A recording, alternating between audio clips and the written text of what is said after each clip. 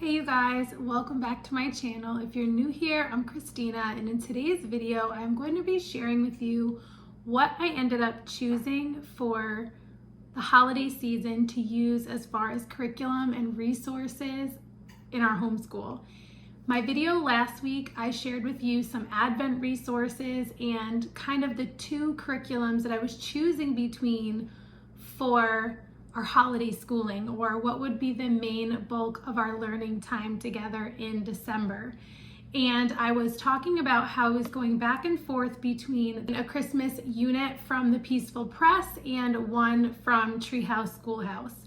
I mentioned how much I love the Peaceful Press and how that seemed like the easy choice considering I was familiar with their curriculum and love everything that I've used by them, but that I also have been really wanting to try some resources from Treehouse Schoolhouse for a long time because they just seem really beautiful and similar in many ways to the Peaceful Press. So I figured that I would enjoy the style and structure of their resources. So I ended up deciding to go with the Treehouse Schoolhouse Connected Christmas around the world. So they have Treehouse Schoolhouse Connected Christmas, which I was leaning towards, and then their newer one is Treehouse Schoolhouse Connected Christmas Around the World. And this one really takes a look at how different countries and cultures celebrate Christmas while also focusing in on the biblical nativity story and hymns, handcrafts, baking, and all of those things.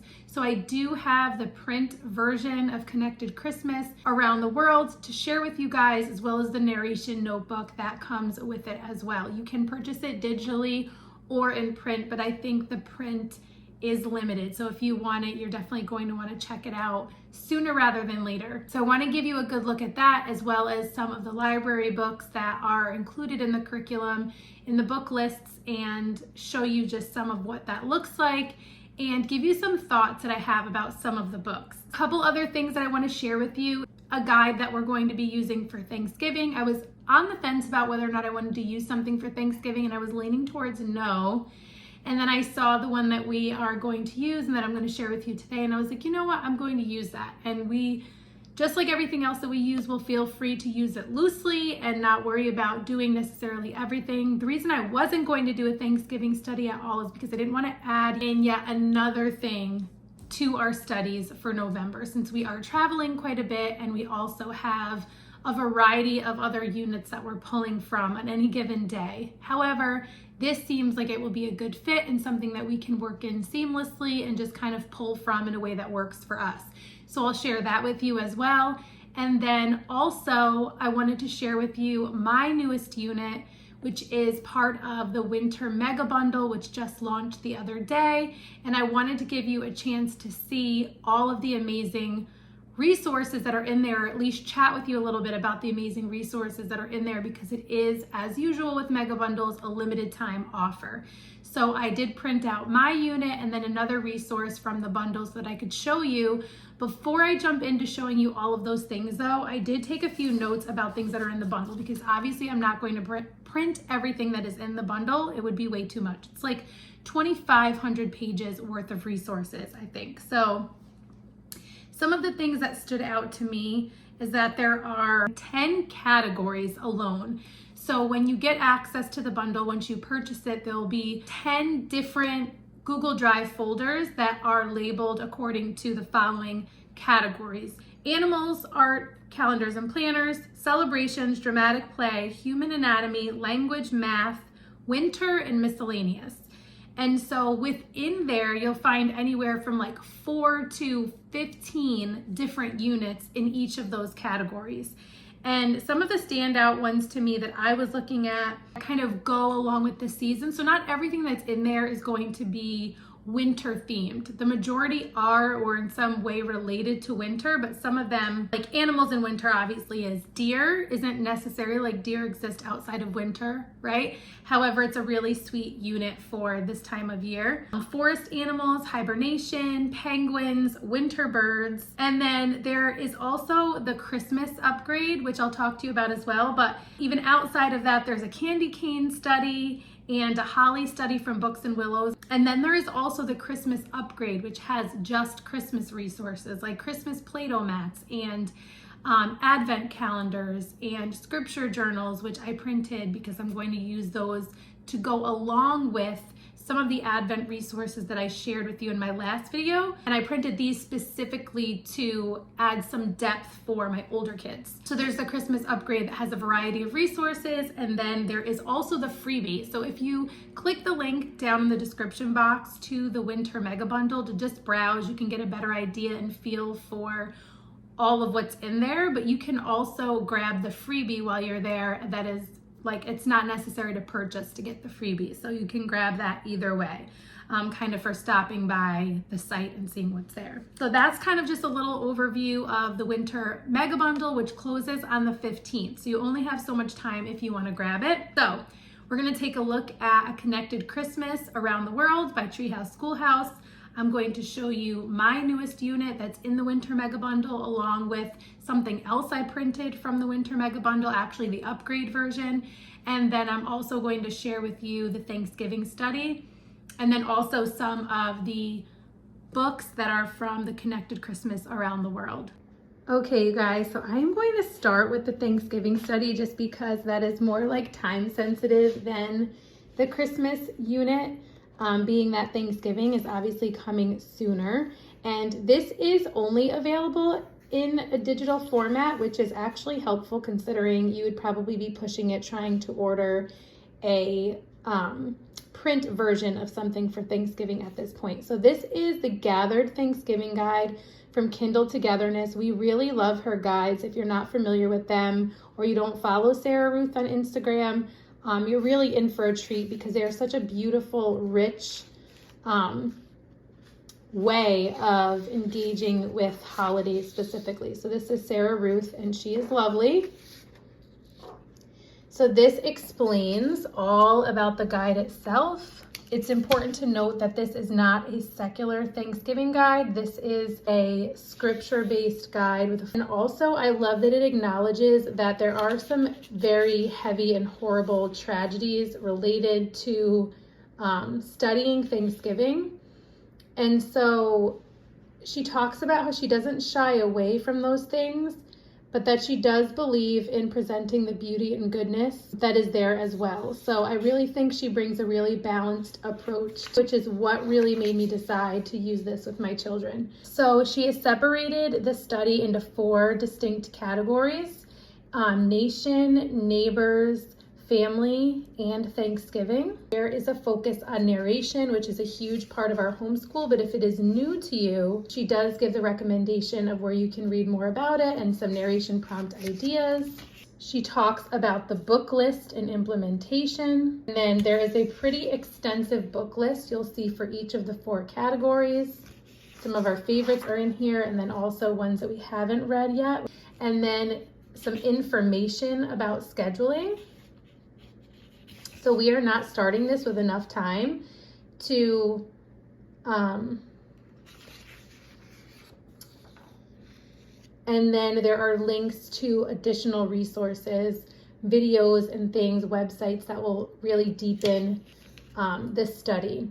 So this talks about the schedule a little bit more, talking about using it for 4 weeks is how it's designed, but we will not be using it that way because we did not give ourselves enough time, but that's okay. And then I love that there are included hymns and folk songs that you can play throughout November. So hymns and folk songs. I absolutely love that inclusion. This talks about scripture and how to approach the scripture and questions that we can talk about. And then there is a focus on Psalm 100. These are beautiful, and you could print these on cardstock and hang them up. So they're also great for decor items. And then we gather together. And then here is an example of what the weekly overview looks like. So for week 1, the memory verse, the hymn, the folk song, and then day 1, you're focusing on nation. So I like how it's not like week 1 is nation, week 2 is neighbors, but each of the 4 days out of the week, you focus on one of these different aspects. There is a supply list, and then here is the daily schedule. So the daily guide that walks you through what to do, choosing the book, going over the scripture, reading the memory verse, what you're making together, what to pray, and then a link to the hymn. So next you have the information about the hymn, and then the hymn itself. And then you have the instructions for making the potpourri, and then even a guided prayer. As you can see, it follows the same structure working through day 2. I only printed the first week so far, but this gives you a good idea of the way that this unit is structured, and I will link this down below for you guys. So next I want to show you a connected Christmas. So this is the stack of library books that I've checked out so far.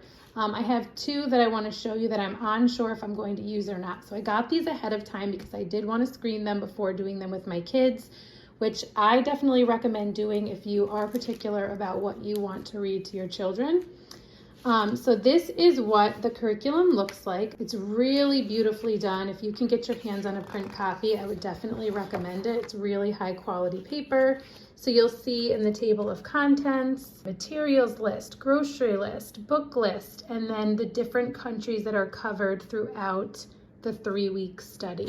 In the introduction, she explains everything, kind of how it's designed and how it works. You have your materials list and your grocery list, and your book list. And so I just went through and I looked for as many as I could that I was interested in reading, and just typed them into my library database to see if they were available through the library, since I did not want to spend extra money on books right now. And then you have your scripture and your hymn. So I love that this all follows like a similar structure even to Gathered, because it will feel seamless as we transition, because we will likely start this either right after we finish the Gathered unit, or we will start, we'll like take a week break. I also love that you could print these out on cardstock and display these as decor, much like I mentioned in the Gathered unit. Same for the artwork. And this excerpt here from Noel by J.R.R. Tolkien. So really beautiful. I love the art inclusion. And then this can kind of show you how the week is laid out. So you have your scripture memory, your carol or your hymn, your poem, your picture study, the book list for the 5 countries that are covered in week 1, Mexico, Italy, Japan, Russia, and Germany. And then here is your weekly grid to see exactly what you're doing and reading each day. If you're in digital, this links right to Silent Night. And then this alternates between poetry and art for the beauty subjects. Geography and culture, this is where you'll see in just a minute you study each country. And then there is a hands-on connection, which I love that inclusion as well. And then your daily schedule. So week 1, Monday, you're going to start with scripture memory. And it gives you some guidance for discussing any unknown words and meanings, explaining how it was written 700 years before Jesus' birth and is a prophecy, copy work and recitation. There's the read aloud, narration, and then kind of walking you through how to have them use their Christmas story narration notebook, which I'll show you in just a minute. The illustration, the carol or the hymn, the poem, and then focusing on geography and culture, in this case Mexico, so locating it on a map or globe, talking about the neighboring countries and bodies of water, the continent, the hemisphere, and then reading aloud Christmas in Mexico on the following page, which I'll show you. and then choosing a picture book from the Christmas in Mexico book list. And then the hands-on connection is paper sack piñata. So when you get into the study of each country, it all is set up much like this. So you have the flag, the country, capital, continent, national language, and Christmas greeting. And then it walks you through some information about Christmas and how it is celebrated in that country. And then it follows the same pattern as you focus on Italy and Japan, Russia, and Germany. And then you have your recipes and instructions for each of those countries, handcrafts or recipes at the back of that section. Then you get your new scripture, your new hymn, your new poetry, and art for week 2. And then you get your week 2 overview, and then your day-to-day information for week 2, focusing on Sweden, Kenya, Czech Republic, France, and Puerto Rico. And then again, you have your instructions and recipes at the back of that section before moving into your new scripture, hymn, poem, and art piece. And then week 3, your weekly overview, your daily guide for week 3, starting with Australia, then Spain, Canada, Norway, the UK, and then your recipes and activities in the back of that section. And then you have your Christmas story narration notebook, which is just a very simple guided narration journal with just a title on the top with room to illustrate and write. And there are 2 different versions based on where they are in their writing skills. And as you can see, it just follows this same pattern. So really beautiful. And I want to share with you some of the books. So Christmas in Noisy Village was one on the list.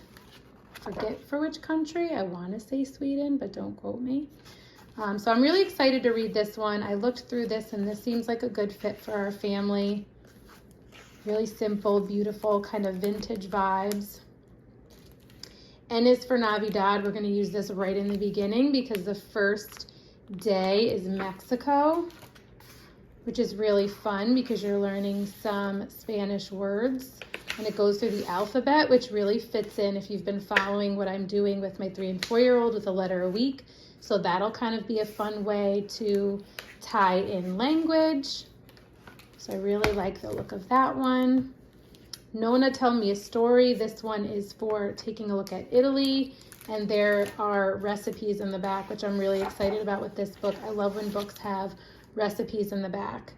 So I love that there's a little note to the reader, as well as a map of Italy. This one looks really beautiful as well. Some gingerbread baby. I think this one was for Germany. Can't remember what country this one is for, but we love Jan Brett. We've read The Mitten quite a bit and a couple of her other books, but I don't think we've read this one. So I'm excited to read this one with them as well. So some of these are just fun, and then some of these are going to be more specific about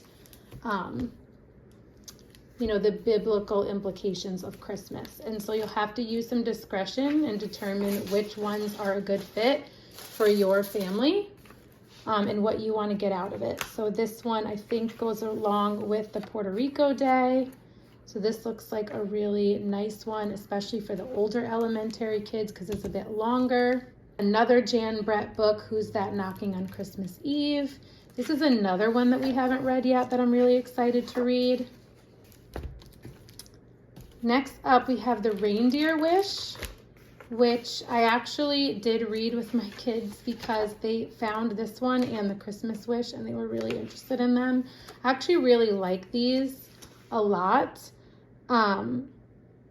However, the one about The Christmas Wish has really mostly a focus on Santa, And then again, at the end of this one, there's a focus on Santa. So this one doesn't really have like a biblical aspect to it. So I am careful to not do too many books that do not have a biblical connection to Christmas, because I feel like you can very quickly get away from the true meaning. So I am going to be careful how many more I choose that do not focus on the biblical aspect of Christmas, and then ones that kind of mince the two. And I'm going to give you some examples of what I mean as I try to discern which books are going to be the best fit for our family over the Christmas season. So these two books are two that I screened ahead of time that I was not sure of. And let me actually correct myself. I did not screen this one ahead of time.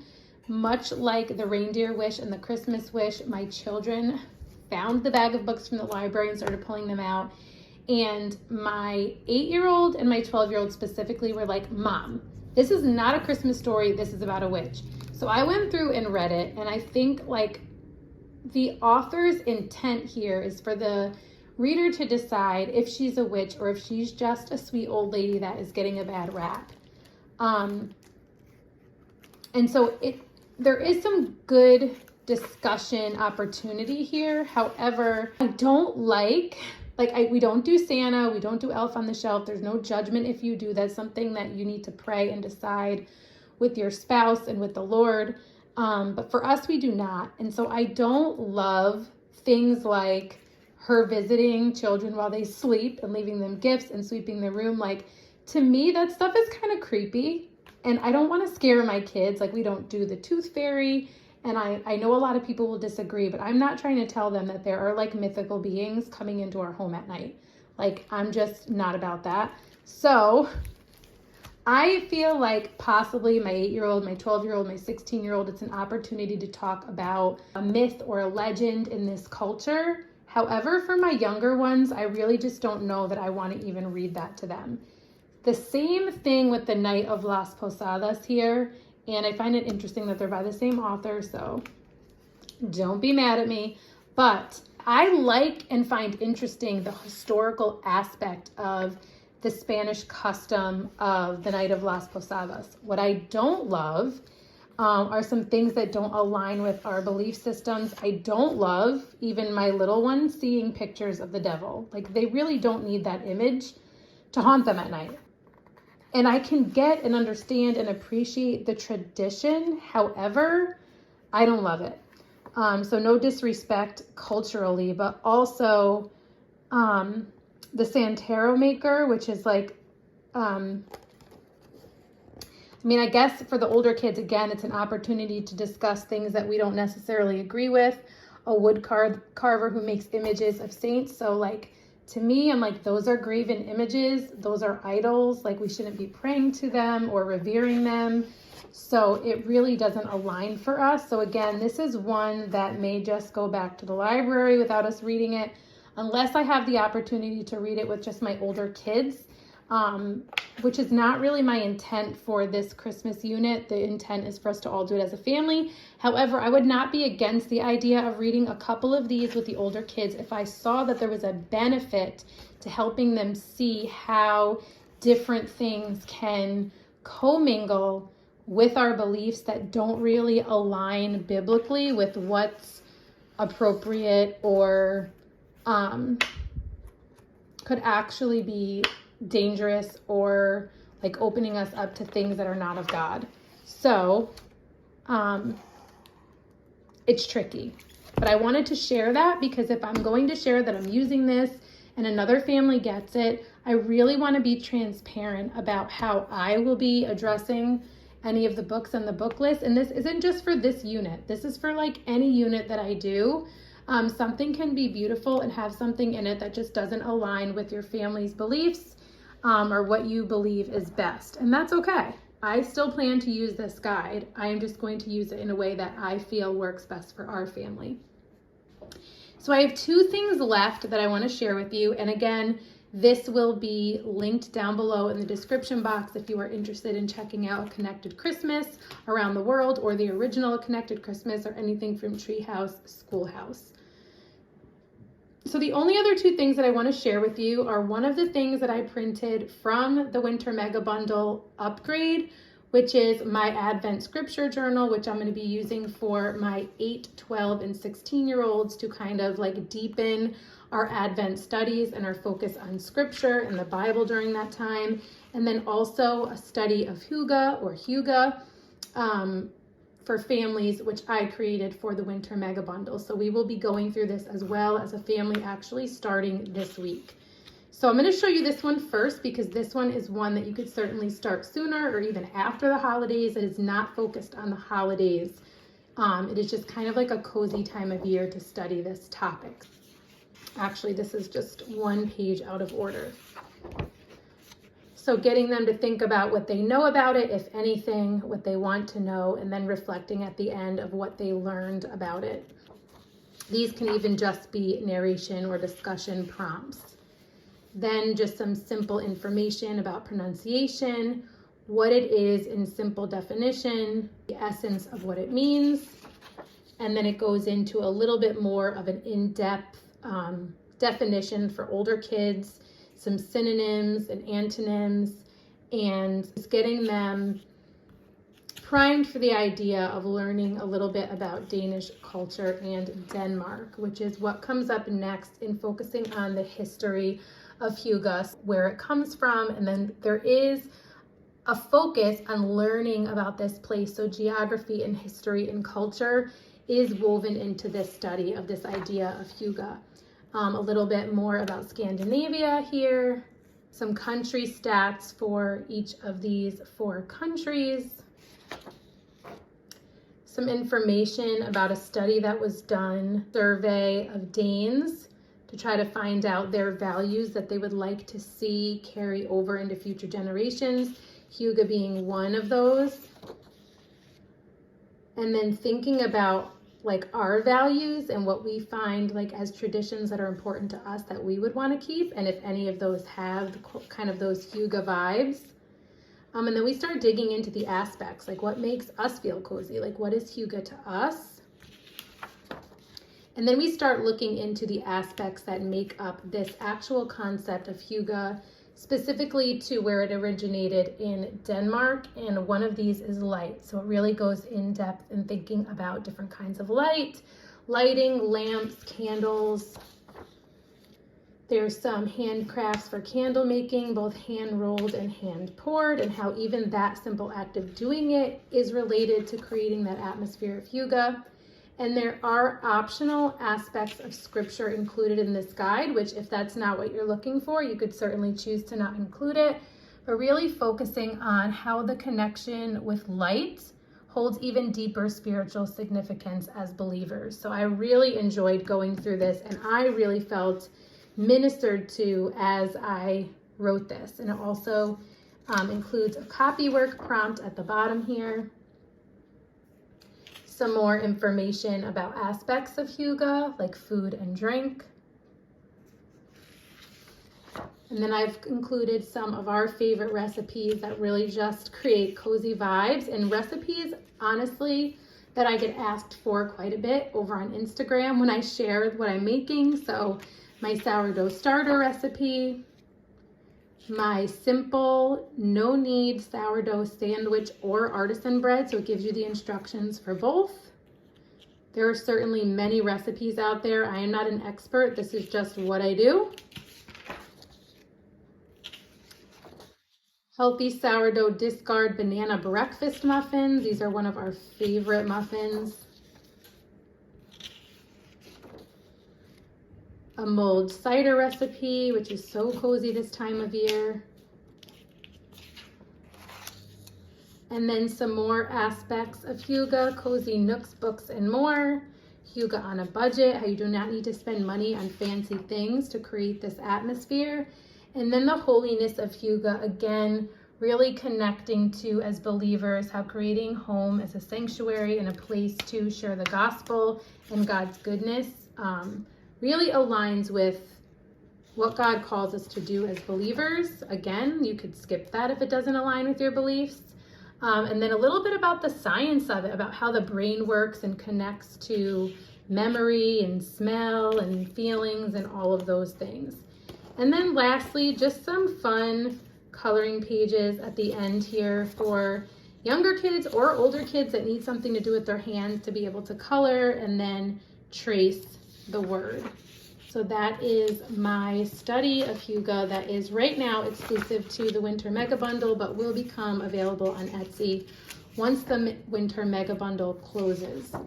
Lastly, I want to share with you something that I printed from the Christmas upgrade to the Winter Mega Bundle, and that is this Advent Scripture Journal. So they have a scripture, a place to copy it, but here's what I really loved. I loved this reflection section, and then opportunities to dig deeper into Isaiah's prophecies and into Hebrew, and then there are places to draw.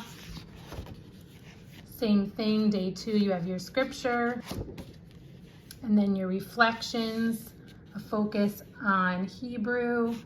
Day 3, a new scripture, and then reflections. Day 4, same thing. And I really loved the one from day 5. I only printed through the first week so far, but this one has you tracing and writing the Hebrew word for Emmanuel, which I thought was really, really special and unique. And if you saw my last video where I talked about Advent resources, I shared the Artsa box, which is the Holy Land Delivered, where you also learn some Hebrew there. So it's just a really great connection. And so that is everything that I wanted to share with you guys today, and everything is linked down below, both the Gathered Guide from Kindle Togetherness, Connected Christmas Around the World from Treehouse Schoolhouse, and then the Winter Mega Bundle, which includes my study of Hygge, and then the upgrade, which includes the My Advent Scripture Journal. Okay, you guys, I hope you enjoyed getting a look at some of the resources that we'll be using over the holidays in our home. I hope maybe one of these fits an area that you are looking for, and or at least gives you some insight into whether or not it might be a good fit in your homeschool, because just because it is in mine doesn't necessarily mean it is in yours. So if you're using something different, or you have used something different that you would recommend, please drop it down in the comments below, because it may be a better fit for a mom that's searching for things than something I shared in this video, and that is totally okay. I certainly plan to check out, as far as I know right now, the Peaceful Press Christmas curriculum next year, because I know I'm still going to want to check it out. So I hope you enjoyed this video. If you're new here, please introduce yourself in the comments below. I love to get to know you guys. If you want to see more of how these things play out in our homeschool, you can check us out over on Instagram at rooted_homelife. And I hope to see you soon in one of my next videos. Until next time, stay rooted.